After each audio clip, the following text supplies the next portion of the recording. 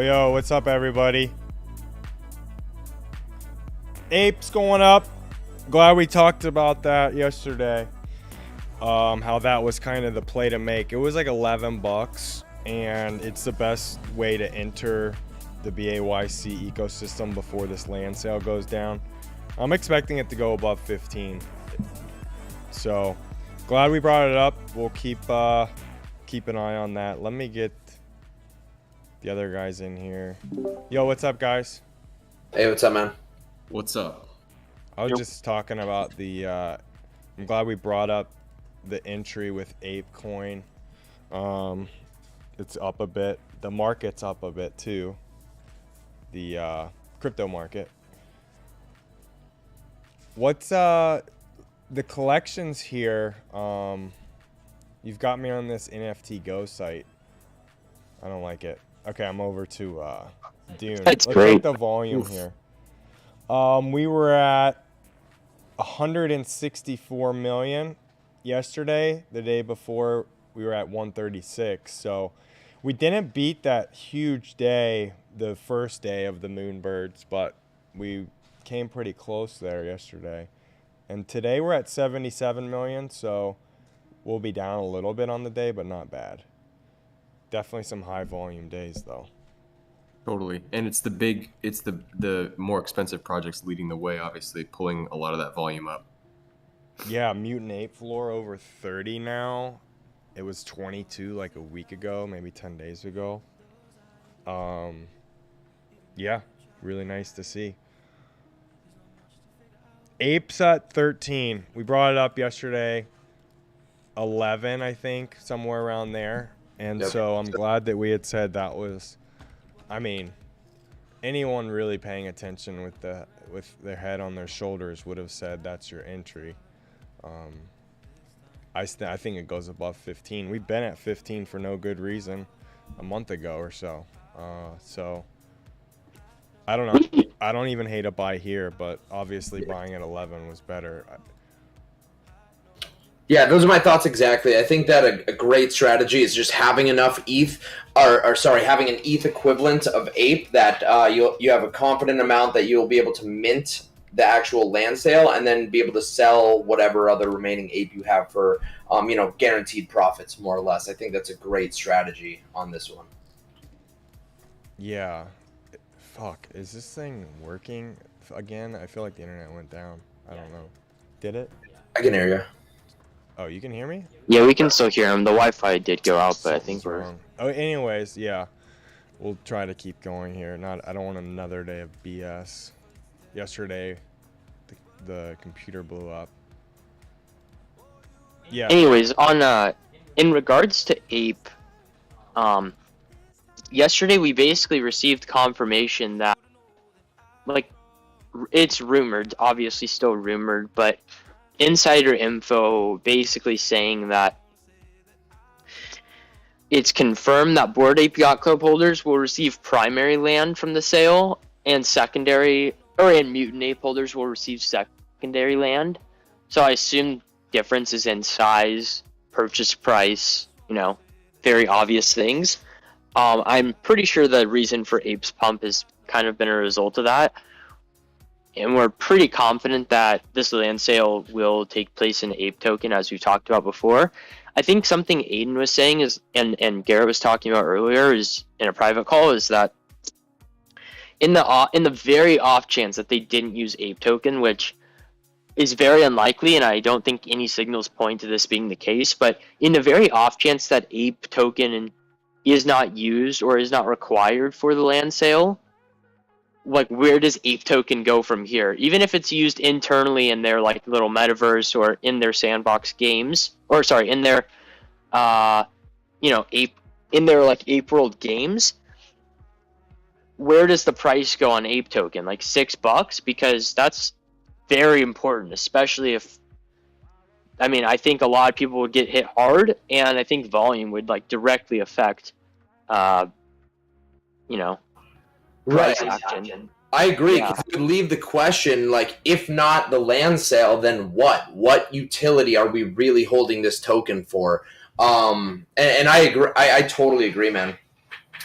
I think don't that think that's gonna happen. I don't even think they're yeah, I idiots. see no They're chance. they're trying to make ApeCoin a huge currency with use case, and it Yep. just doesn't even. It just would be so stupid. I don't see any way that it's not connected to the land sale. Me too. Sandbox did their Yeah. land sale in Sand Token, so I think it's really It's safe just to assume so that they're doing that obvious. as It'd well. be really stupid. Yeah, the token would go to fucking oblivion because it'd be like It would go to, it would go to like, it would be cut in half, I think. at Yeah. least you would have you're not even using it for your own sale. Why would anybody else use it? So I don't even think it's a possibility, to be honest. Yeah, but we'll see. Obviously buying Ape 11 or under I think would have been a great play. 13 could be decent too. But Yeah, it's only 10% up from yesterday, which was around 1150. So what I was telling Ace, a couple of the guys, my opinion that if you're okay with the 10% downswing and you're okay to hold through that, then I think it's still a pretty safe entry right now because we know this land sale's coming. yeah. Cool. I can't really load many pages. Hopefully these ones stay static. V2 went off, and surprisingly, I think the floor is above 1 right now. I thought I just saw it go above 1, but it actually got down to like 0.7 for literally like a minute, if that. And then even though there is more and more supply coming in gradually, it's just kind of held steady at 1. I know Ace and Lee sold theirs. I haven't touched mine, like I said in the Discord group. I'm in a different position than some, but yeah, I mean, I think AD's holding, right? I talked holding? about this play with you guys earlier this morning. My original plan was to hold, but I think I need more liquid for the ape land. Oh the yeah, land I sale. like this idea. So I think I'm going to, mint. I have my 3. I can mint the 3 for like 1.1 or 1.2 ETH. Then I can sell. Those and pull out basically like 3-ish ETH of value, and then probably just spend it all on Ape, and then just play the sale because I expect supply to go, or as supply goes up on VFriend Series 2, I'd expect the floor to probably go down. Cool. Yeah, I can't get it to come up. Although I do like that. it long term though.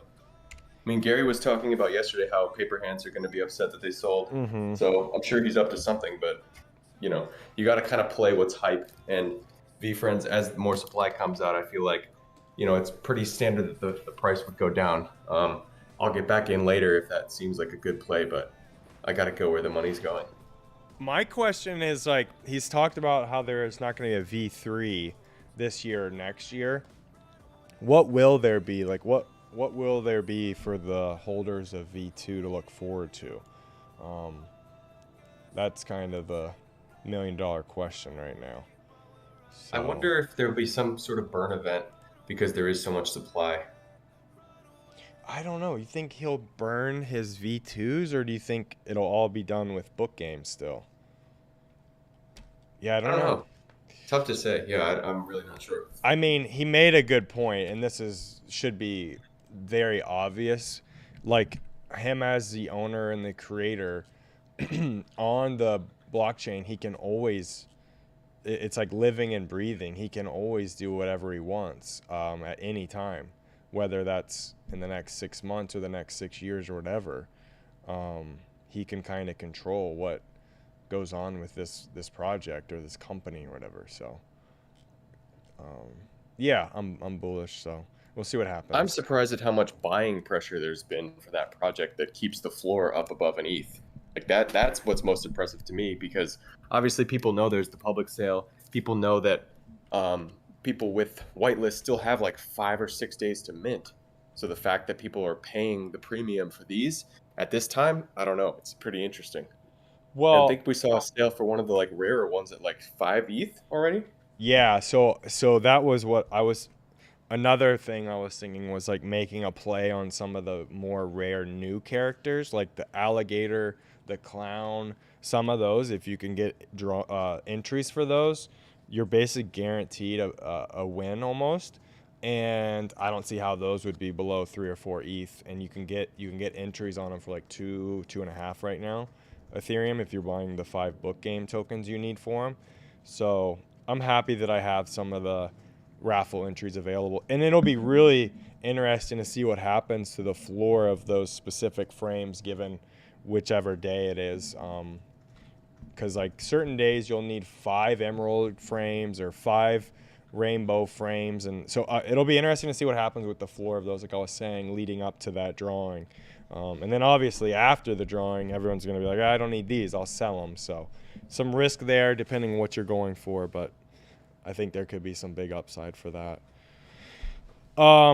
Cool. Enough of the V friends. Let me see where we're at. We're on the Moonbirds. You want to talk about those again? Recap. Yeah, I that included play? them just for those that we had some technical issues yesterday. So for those that didn't get a chance to catch it, because we had to take that one down. So basically, we ended up calling the bottom of Moonbirds twice over the weekend on the release day, or I should say the public mint day. A lot of members were able to buy between like 6 and 8 ETH, which in its own right is pretty impressive given how much USD that actually is. So, kudos to everybody preparing for this one. The floor touched 24 ETH or 23 ETH on Sunday. It's since come down to about, I think it's sitting at like 18.5 right now. I'm looking at it. But the floor is really thin up to like 23. So we saw it go as low as 15 this morning.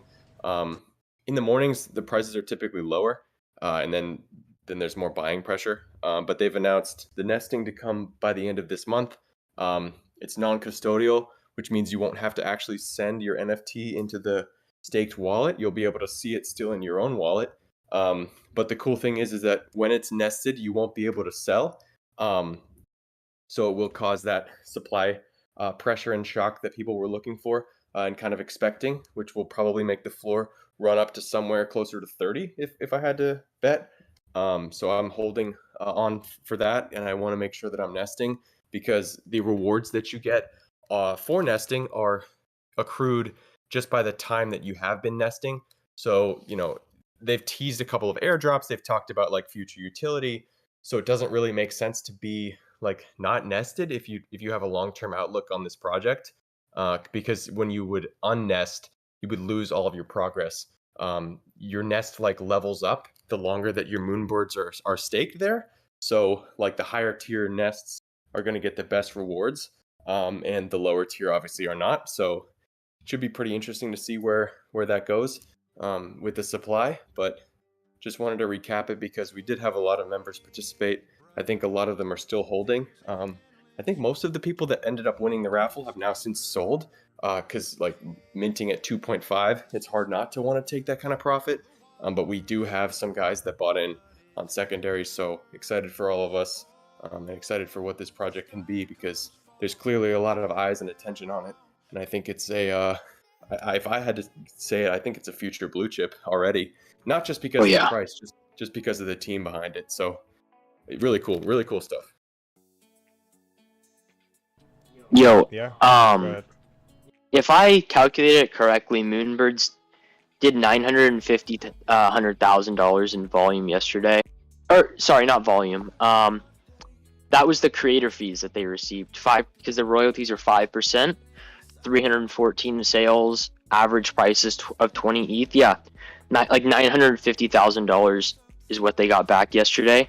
And I remember when we were looking at Doodle's royalty fees, and what they are making, like those guys on a really good day are surpassing 100 grand. But I don't know. I just think that metric's insane. That these projects, who knows how much longer Moonbirds will pump like this, but the amount of profit they're getting just off every transaction is ridiculous. I mean, over the weekend, they've basically seen $1 million in kickback from these transactions for 5 days in a row, which is just absolutely insane. Yeah, it's absolutely wild. And you bring up a good point with Doodles. Like, I've been hearing chatter on the timeline about Doodles doing some sort of big airdrop, or all the Doodles holders in particular were pretty upset about Moonbirds pumping and passing them. They were all like kind of trying to FUD it and all this other stuff. Doodles have since retraced. They're holding like a 15.9 floor right now. I don't know.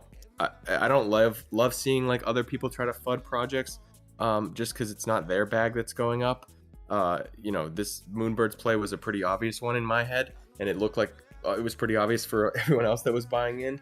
So it doesn't give me the most confidence in like another project's community when I see people FUDding it. And that even happened with Bored Apes. Like I saw a lot of apes FUDding Moonbirds and just like talking trash about it. And I think a rising tide kind of lifts all of the boats in the market. Obviously, a ton of money was made by the Moonbirds team, like you said, McKay, but there was also a lot of money given back to the ecosystem and to the investors. And we've seen that manifest itself in projects pumping like Mutants or even Bored Apes.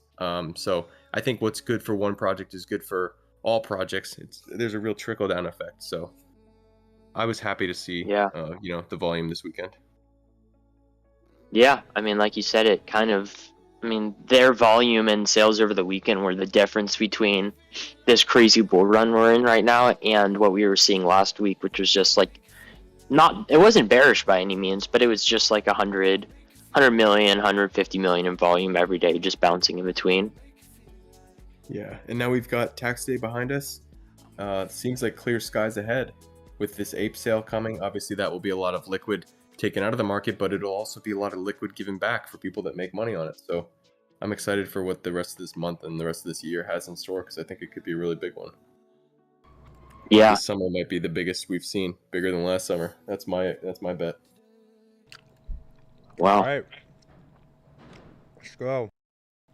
Creator fees, mooning, beans revealed a little bit. What did the floor get down to on the beans? 4.2, I think. Yeah, it was low. 4.1. Really low. Yeah. Almost Okay. went below 4. Yeah, people were surprised that the beans that they teased were the actual project.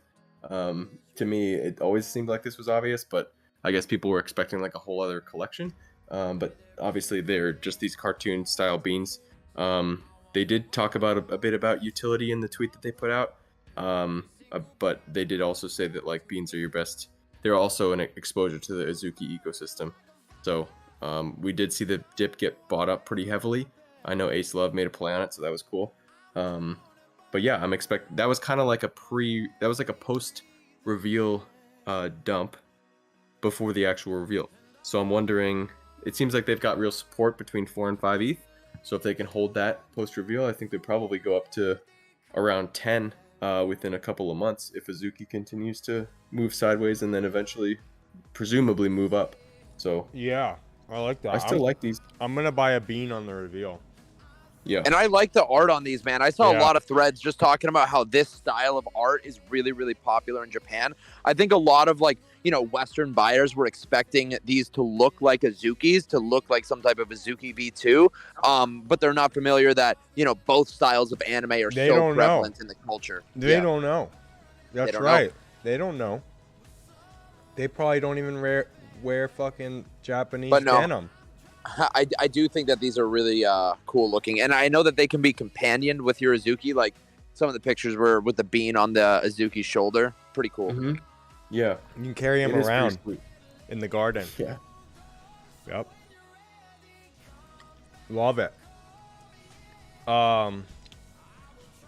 Cool. Beans are done. Art of Seasons. This one Garrett called.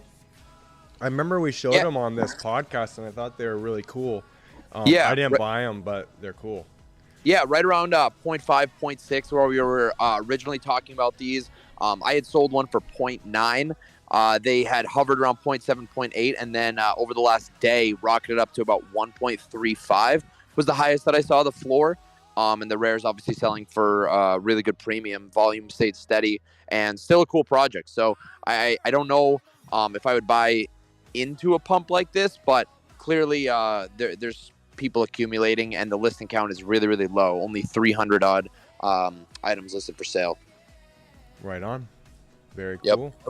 It's tough, dude. Good I mean, call. I would love to be buying a lot of these projects, but with this pending sale, it's like you got to be so strategic with the capital that you Yeah. have. I like the ape play. I think it's a low risk play, and that's High what I upside. That's what I look forward to, and NFTs. I think back about, just like the mutant sale, and that really was just such an amazing opportunity. Like buying any fresh collection from the Bored Ape Yacht Club ecosystem, the upside on hitting a rare.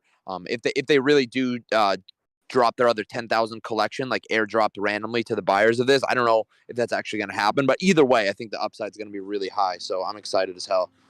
Yeah, I was saying those codas. Garrett and I talked last night. I was saying those codas might be even a better buy than the land. But the only problem is that if you don't buy the land, waiting for the coda, you could be priced out of both by the time, like, if if you're expecting codas off rip to be like 4 or 5 ETH, lands 1 ETH, or in the ape equivalent, right? Like, who knows?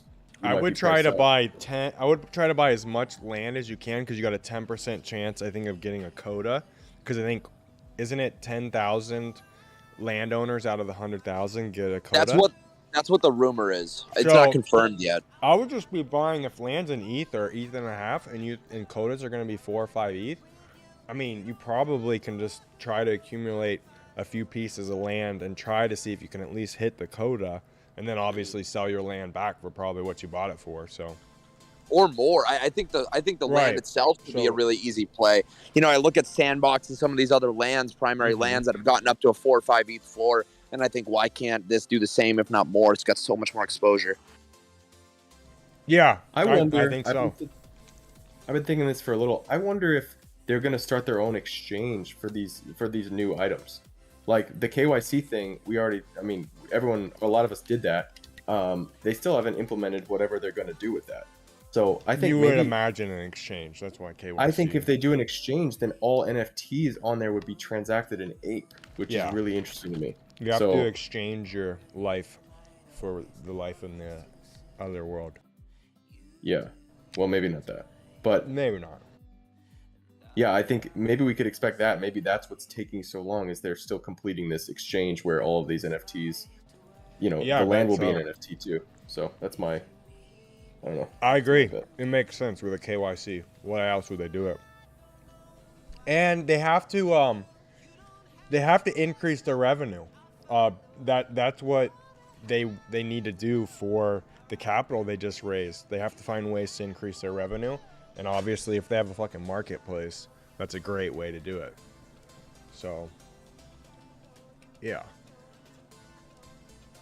I think we're done with Ethereum stuff. I think we're into Solana world.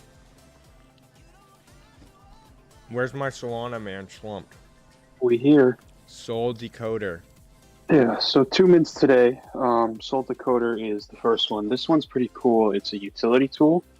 It essentially acts as like they're calling it a Google NFT Google, which I think is interesting. It basically will find and assess demand across socials for a project, which is awesome. I don't know another tool that does it kind of completely like that. And it also has another cool feature. It's a famous Fox token tracker, so they have price charts for all that, and it's super cool, super interesting. They're, to my knowledge, I think the first to market with that.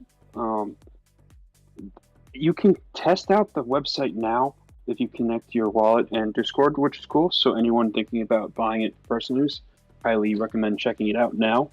I looked at it the other day, and I looked at it again this morning. It is a little confusing at first. It's a little rough, but it does work, and I think, just taking a little time with it, you're going to get over that learning curve. In terms of a flip, the general sentiment I'm seeing everywhere is that if you're buying this, buy it with the intention of, if it breaks, you'll use it, just in case it doesn't flip. Because I don't know, with utility stuff, I feel like it's either super, super profitable or kind of doesn't really take off at all. This one definitely has the potential to do well, so I'm going to go for it. I think they have a few left for the public, but it's going to be tough. I don't know what to expect on the aftermarket, but the useful tool. Not my most exciting than today, though. Finally have made it to Dead Rejects, the one I've been waiting for weeks for. And fun fact about those, if you log into the Soul Decoder site, you can see that they have significantly higher stats than every other project minting today, which is cool. It's kind of a tie-in there. The project itself doesn't have the craziest roadmap. It's your standard staking for their token. They've got a $90,000 liquidity pool, which is pretty solid, nothing crazy. It's just the art. I found them before they even had a Discord, and I've been super excited for them. I got lucky enough to get whitelist for it. I had to win a trivia contest, which I don't know if you consider that grinding for whitelist, but that's the closest thing I've ever done to it. These guys have like 74,000 members in their Discord. They have crazy interaction rates on Twitter and on their announcements. This one's going to be great. Almost reminds me a bit of Tombstone. I'm definitely minting my one. I'm going to try again on public, and I'd like to get maybe one or two more on secondary, depending where they settle. It's just going to be a really big one. Totally worth going for. Right now, I think they have 2,800 roughly for their whitelist, which is more than they said they would. So I'm not 100% sure what happened there. But regardless, there's still going to be a few hundred left for the public mint. It's totally worth going for. Probably going to get botted like crazy, but worth a shot.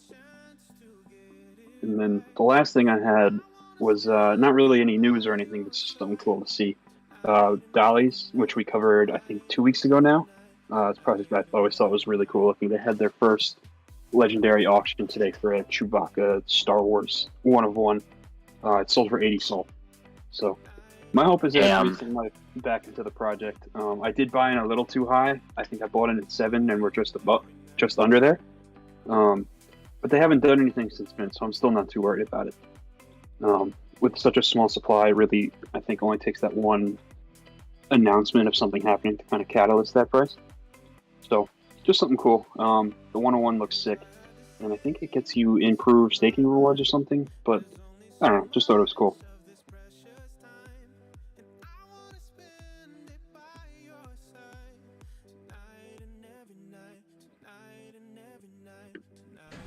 Sorry, my mic was muted in the stream. Did you see the guy who has like 130 dead gods and he's making like 3,000 or 4,000 Solana a month from staking or something? Yeah, that guy is doing pretty well. That's insane. Like, yeah, that's 400 or 500 grand just from staking his dead gods. Like, what the heck? Yeah, man. NFTs are a game where the rich get richer. Yeah, I mean, it's damn just right, slumped. think. There's so many opportunities. Like, I saw one of the big Twitter guys saying how he missed like so many of these huge plays, yet he still made a ton of money. And if you looked at the amount of wallets last month that made profit, it was 66% or something. So you just have to be in the majority to make profit. And with the resources and everything we provide, I'd have to imagine you're going to hit a big one every quarter or something. That I don't know. I just would imagine like we have I just know there's members in our group that have done extremely well. Yeah, so it's the right place to be. A cool quote that one of the managing partners at the place I used to work at always used to say was, if you hang around the basket or the hoop long enough, you'll make a basket. So I never like to give up, and surround yourself with the right resources, and eventually something good will happen. Yeah, I mean, for sure. You bringing up DeGods just reminded me something else. They did something else last night. They just didn't really give much info, so I completely forgot. But they're teasing another big thing. Again, not much detail on it, but they're saying it's going to heavily involve Dust, which is their token. I don't know that this is 100% accurate, but my friend is pretty deep into DeGod's ecosystem, and he told me that it's going to be a public DAO where you pay a monthly membership in Dust. So they're really kind of maintaining that price point and really fighting to, like, because I know most people will look at that and say, oh, it's a Ponzi because they could just pull the liquidity. But I don't know, man. I think that Dust is, at least for now, not going to really go down too much, if at all. Interested to see what they do with that. And we'll be back with more updates on that once I know more. But he was teasing that a bit last night. Right on. A few questions in chat. What was the intro music? I don't honestly remember. This will like upload after, so just wait for it to upload, and then you can just do a Google search for the words from the song and probably find it pretty easily. That's how I find stuff. What's a reasonable price for APE price target? Oh, well, I mean, if you didn't buy yesterday when we were talking about it at 11, obviously buying at 13 doesn't look as nice, but I think it's going to go over 15 bucks. I mean, obviously some risk there and all that. That's just my personal take on it. Yeah, I would have been a buyer. Like, buying at 11 just seemed like a good play. I don't know. Yeah. So anyways, we're on to some retail stuff here. Slay Brimberry has some new New Balances. Yeah. It's the same model he released. I think I don't remember when it was. Might have been September. It was a while ago. With the whistle on the back. Yep, yurt. And 3 new colorways. I don't think I'm the huge fan of any of the colorways. The shoe itself is super nice. It's exclusively releasing on his website, which is Shopify. Interesting that they're not dropping on New Balance, because that would have been a really good shot for a lot of us, as compared to just hitting 1 or 2 on Shopify. But yeah, I mean, pretty sweet shoes. Obviously profitable in all sizes, and yurt. Yeah, I never really liked the originals either, but obviously something to go for. What do you think profit on them? Gosh, I went to a sneaker store in Dallas last weekend, and they had the original pair for $450. And I asked the guy, and he said that they were selling super easily for that. Obviously his Crocs have done really well. His Waterby the guides are still right around 400, so they haven't actually moved that much since around Christmas time. Surprising that, I mean, because the reason I was so shocked by that price at the store was that the shoe's like $200 on StockX, but I think people just buy it and don't look at prices. I think these will end up probably around like 200, 250, so it'll be like 50 to 100 profit per pair on some of the better colors, I think. So nothing like a Union drop. Cool. And Walmart console restock. Yeah, just went down at 12. Yep. Kind of a normal drop. It went out of stock pretty quickly. I guess it kind of ended up checking out a little bit after too. So yeah, I mean, pretty good. It's better to have that kind of drop than a 2-hour drop where everyone's just sitting at their computer. I think this is better for market conditions. We saw Amazon shock drop discs earlier, and stock wasn't too high, wasn't too low there. So yeah, both the releases today weren't bad at all, and pretty solid for manual and bots, and even better for market conditions. I think the market's done best when we've had a little bit of supply constantly coming in, rather than huge shock drops that no one's expecting that just hit the market hard and cause these cash out, servers to close up shop for a few weeks, because that's when people really freak out for no reason, and then the market just begins to artificially crash. And we've seen that several times already through this whole 2-year fiasco of PS5 reselling. So yeah, still easy money. Cool. And then we had a vinyl drop. It seems like there's going to be 2 to 3x on them. I've never heard of it before, but yeah, small little vinyl drop. So I don't know. I got nothing else. Yeah, I'm good, man. Hoping for Board API Club announcement maybe tomorrow. Yeah. Let's go. Cool. We will see you guys tomorrow. Thanks. We do have an NFT voice call tonight, so if you guys want to hang out, we'll be there. Yeah. Let's go. Let's go. A special guest with names starting with G might be there as well. Harry P. Okay. We'll see you guys. Peace. See you guys.